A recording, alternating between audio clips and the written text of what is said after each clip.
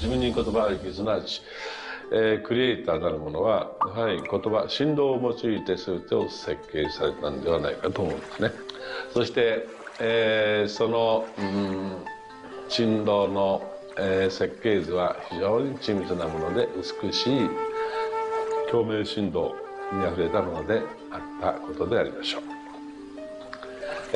もし、先ほどの実験をやったように、非共鳴、同士の組み合わせであるならば、それは破壊的なエネルギーとなって、命を形作らないからです。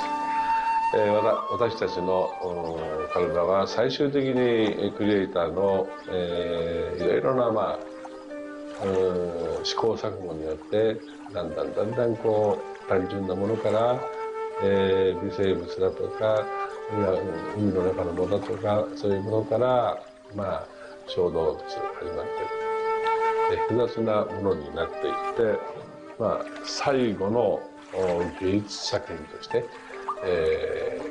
クリエイターなるものが作られた結果、私たちはあるというふうに思うんですね。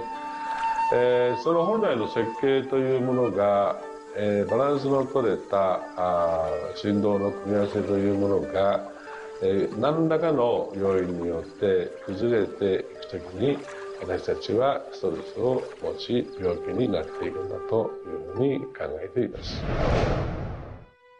As you've already seen from Dr. Masaru Emoto, water makes up 85% of our body, and the thoughts we think actually create a vibration in the water that has memory. And so you have to think positive thoughts. Again, we go back to forgiveness and letting go, thinking positive thoughts, expecting to be healthy, not listening to what people tell you, not taking in beliefs. I have been out in the sun my whole life. I've never gotten skin cancer, don't intend to get skin cancer, and when stuff comes on about it, I choose not to listen to it because I know that belief would affect me. So I believe that I am a person that my spiritual connection keeps me healthy. Also, though, I work on the level of the physiology of the body, the biochemistry. It makes sense to play at that level. I eat organic food.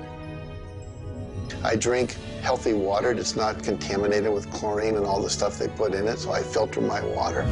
I eat the right kinds of nutrients for my body. I've found out what I'm allergic to, and I've basically eliminated those from my diet.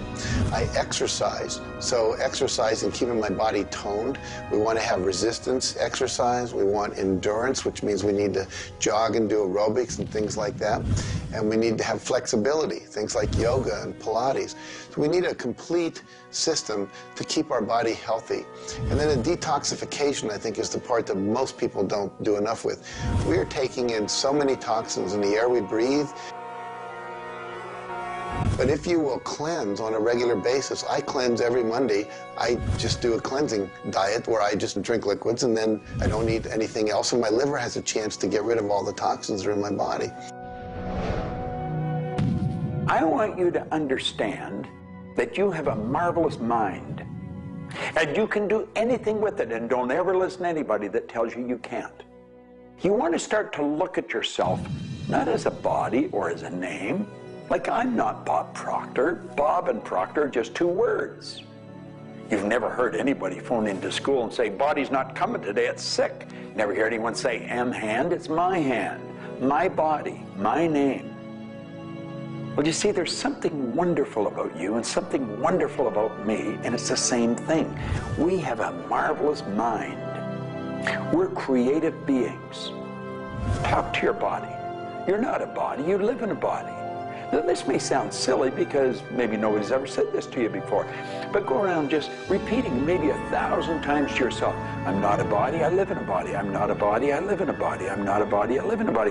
Then start telling your body to relax. The meta secret to great health is to feel good now. You do that with good thoughts, you do that with good food, you do that with plenty of sleep, you do that by doing what you love. That's the meta secret to great health. The meta secret to health is to honor your body. Listen to your body. Are you tired? Are you hungry? Are you thirsty? Do you need time to play? Have greater health. Honor your body. health. Not just physical health, not just eating the right things and getting exercise, but let's talk about emotional health. This means doing what you love, loving what you do, looking forward each day, researching, helping other people, giving back. This is the meta secret to emotional health. To me, recognizing the divine component in us has a twofold effect. On the one hand, it's incredibly humbling, because how many of us really live up to being godly? How many of us really maximize the God-given talents that we're given? How many of us really live lives of fulfilled potential? So on the one hand, it's kind of intimidating, but on the other hand, it's very inspiring. It's inspiring to think, I, as a human being, am capable of being godly. I'm not God. I'm not going to confuse myself with God, but I am capable of being godly. I am capable of a goodness which can resound around the world. I am capable, like God, of using language to bring things into existence.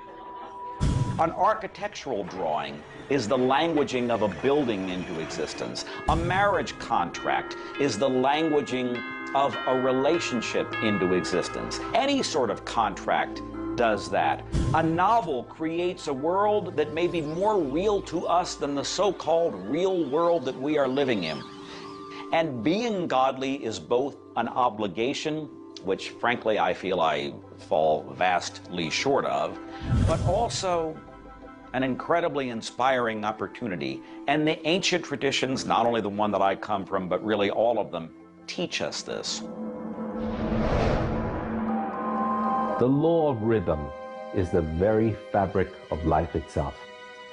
Rhythm is everywhere. Things are born and things die. We move into a season and we move out of a season. We go within and we go without. We change. Rhythms flow in our emotions as well. You cannot always be feeling happy. Sometimes you'll feel sad, you'll feel down, and then you'll come out of it. Whatever goes up must come down. You've heard the language. Rhythm is exactly that.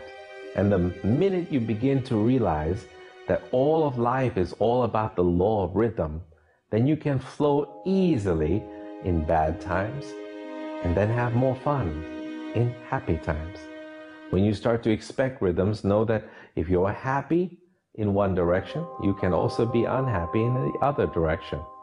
The law of rhythm surrounds us, works with us, and if you master it, there's nothing you can't do. The meta secret to